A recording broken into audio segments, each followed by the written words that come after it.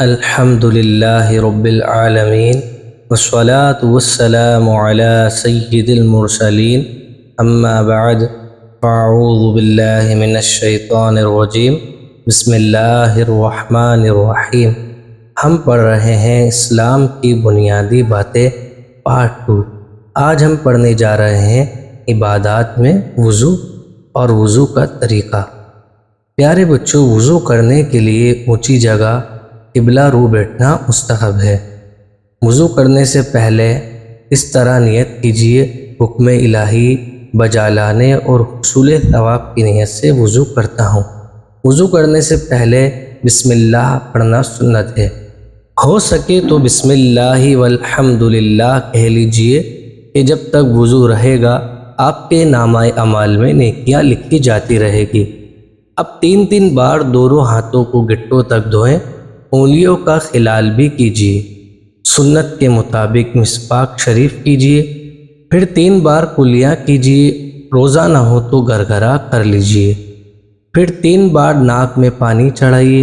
روزہ نہ ہو تو ناک کی جڑ تک پانی پہنچائیے اور الٹے ہاتھ کی چھوٹی انگلی سے ناک بھی صاف کیجیے۔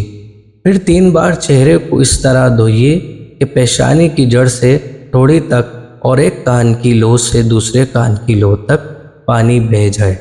پھر 3 بار کونیوں سمیت دونوں ہاتھ اس طرح دھوئیے کہ کونیوں سے ناخن تک کوئی جگہ دھلنے سے نہ رہے۔ پھر دونوں ہاتھ تر کر کے ایک مرتبہ پورے سر کا مسح کیجیے۔ پھر شہادت کی انگلی سے کانوں کے اندرونی حصے کا اور انگوٹھوں سے بیرونی حصے کا اور ہاتھوں کی پشت سے گردن کا مسح کیجیے۔ پھر دونوں پیر ٹکنوں سمیت دھوئیے۔ پہلے دائیں پیر کو پھر بائیں پیر کو دھوئیے۔ دونوں پیر کی انگلیوں کے درمیان بائیں ہاتھ کی چھوٹی انگلی سے خلال کیجیے۔ دائیں پیر کی چھوٹی انگلی سے شروع کر کے بائیں پیر کی چھوٹی انگلی پر ختم کیجیے۔ بچوں کو وضو خانے پر وضو کی عملی تربیت دیجیے اور پانی کے استعمال میں اسراف سے بچنے کی تلقین کیجیے۔ حجت الاسلام امام محمد غزالی علیہ رحمۃ اللہ الوالی فرماتے ہیں: ہر وضو دھوتے وقت یہ امید رہے کہ میرے اس وضو کے گناہ دھل رہے ہیں۔ وضو کے بعد یہ دعا بھی پڑھ لیجیے: اول آخر درود شریف، اللہم اجعلنی من التوابین واجعلنی من المتطہرین۔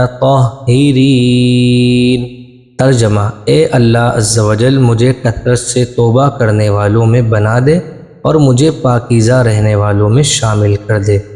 حدیث پاک میں ہے: جس نے اچھی طرح وضو کیا پھر آسمان کی طرف نگاہ اٹھائی اور کلمہ شہادت پڑھا، اس کے لیے جنت کے 8 دروازے کھول دیے جاتے ہیں، جس سے چاہے اندر داخل ہو۔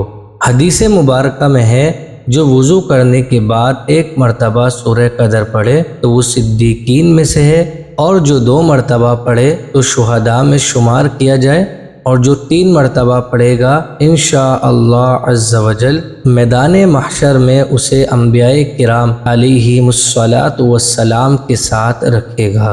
نظر کبھی کمزور نہ ہو۔ جو وضو کے بعد آسمان کی طرف دیکھ کر سورہ قدر پڑھ لیا کرے، انشاءاللہ عز و جل اس کی نظر کبھی کمزور نہ ہوگی۔ کسی عضو کو دھونے کے معنی یہ ہے کہ اس عضو کے ہر حصے پر کم از کم 2 قطرے پانی بہہ جائے۔ صرف بھیگ جانے یا پانی کو تیل کی طرح چپڑ لینے یا 1 قطرہ بہہ جانے کو دھونا نہیں کہیں گے۔ نہ اس طرح وضو ہوگا اور نہ ہی غسل۔ ویڈیو اچھی لگی تو پلیز قرآن ٹیچر چینل کو سبسکرائب ضرور کریں۔ ملتے ہیں نیکسٹ ویڈیو میں۔ السلام علیکم ورحمۃ اللہ وبرکاتہ۔